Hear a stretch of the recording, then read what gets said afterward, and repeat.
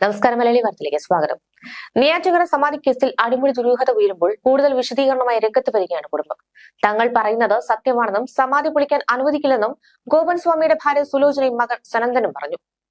സമാധിയാവുന്ന കാര്യം 3 ദിവസം മുമ്പ് അച്ഛൻ അമ്മയോട് പറഞ്ഞിരുന്നു. പ്രായത്തിന്റെ ആരോഗ്യ പ്രശ്നങ്ങളെ അച്ഛനുണ്ടായിരുന്നുള്ളൂ.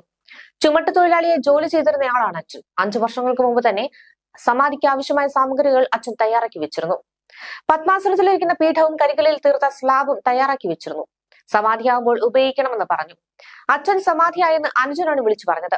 ജോലി സ്ഥലത്ത് നിന്ന് എത്തുകയായിരുന്നു. അച്ഛന്റെ കൈ പിടിച്ചപ്പോൾ കനം വെച്ചിരുന്നു. മൂക്കിൽ ശ്വാസമുണ്ടായിരുന്നില്ല. സമാധിയായിരുന്ന സ്ഥലത്ത് നിന്നും അച്ഛനെ അനക്കിയില്ല. ചുടുകല്ല് കൊണ്ട് ചുറ്റും കെട്ടി കർമ്മങ്ങൾ ചെയ്ത് തങ്ങൾ 2 മക്കളാണ്. രാത്രിയാണ് സ്ലാബ് കെട്ടലും കർമ്മവും പൂർത്തിയാക്കിയത്. പിറ്റേ ദിവസം രാവിലെ സമാധിയിൽ വിളക്ക് കത്തിച്ചതിനു ശേഷമാണ് വിവരം എല്ലാവരെയും അറിയിച്ചതെന്ന് മകൻ സനന്ദൻ പറഞ്ഞു. നിവർന്നിരുന്ന് മൂക്കുപൊത്തി ശ്വാസം പിടിച്ചിരിക്കുന്ന ഗോപൻ സ്വാമിയാണ് താൻ കണ്ടതെന്ന് ഭാര്യ സുലോചനയും പറഞ്ഞു. സമാധിയുമായി ബന്ധപ്പെട്ട സത്യമാണ് തങ്ങൾ പറയുന്നത്. സമാധിയായ ശരീരം മറിഞ്ഞു വീഴില്ല. 11 കൂടിയാണ് സമാധി കണ്ടത്. 12 മണിയോടെ മകൻ സനന്ദൻ വന്നു. ഗോപൻ സ്വാമി മരുത്വാമലയെ ആശ്രമത്തിലും ഗുഹയിലും ധ്യാനത്തിലിരിക്കുമായിരുന്നു.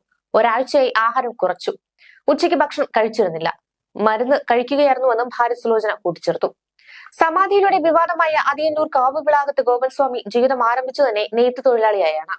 പിന്നീട് ചുമട്ട് തൊഴിലാളിയായി. ആത്മീയതയുടെ വഴിയിൽ എത്തിയതോടെയാണ് ക്ഷേത്രം നിർമ്മിച്ച് പൂജ തുടങ്ങിയത്. ഗോപൻ സ്വാമി സമാധിയിലിരിക്കാനായി 5 വർഷം മുമ്പാണ് പത്മപീഠം നിർമ്മിച്ചത്. ഗോപൻ സ്വാമി ആകുന്നതിന് മുമ്പ് മണിയൻ എന്ന പേരായിരുന്നു. പ്ലാവിളിയിലായിരുന്നു ആദ്യം താമസിച്ചിരുന്നത്. ഇവിടെ വെച്ചാണ് നെയ്ത്ത് തൊഴിൽ ചെയ്തത്. പിന്നീട് ചുമട്ട് തൊഴിലാളിയായി. ഇവിടെ നിന്ന് പിന്നീട് ആറാലുംമൂടിലേക്ക് കുടുംബത്തോടൊപ്പം താമസം മാറുകയായിരുന്നു.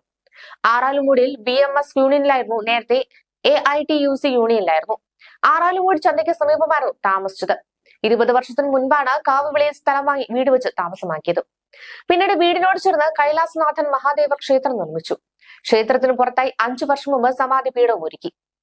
ഗോപൻ സ്വാമിയുടെ മൂത്ത മകൻ നേരത്തെ മരിച്ചു. പിന്നീട് അങ്ങോട്ട് 2 ആൺമക്കളിൽ ഇളയവനായ രാജശേഖരൻ അച്ഛനൊപ്പം പൂജകളിൽ പങ്കാളിയായി.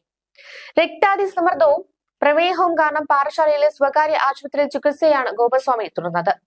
ഏതാനും മാസങ്ങളായി ഗോപൻ സ്വാമി പുറത്തിറങ്ങാനാവാതെ കിടപ്പിലായിരുന്നു. സമാധിയാകുന്നതിന് 3 ദിവസം മുമ്പ് ചികിത്സയ്ക്ക് ആശുപത്രിയിൽ പോയിരുന്നു.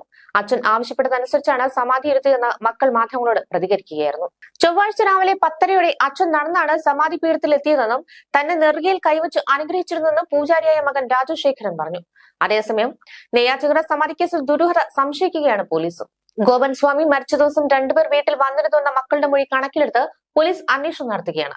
വീട്ടിലേക്ക് വന്നുവെന്ന് മക്കൾ പറഞ്ഞ 2 പേരെ കുറിച്ച് പോലീസ് അന്വേഷണം തുടങ്ങി. നെയ്യാറ്റിൻകര പ്ലാവില സ്വദേശികളാണ് വീട്ടിലെത്തിയതെന്നായിരുന്നു മൊഴി. കുടുംബാംഗങ്ങൾ അല്ലാതെ മറ്റാരും വീട്ടിൽ ഇല്ലായിരുന്നുവെന്നും മക്കൾ പറയുന്നുണ്ട്.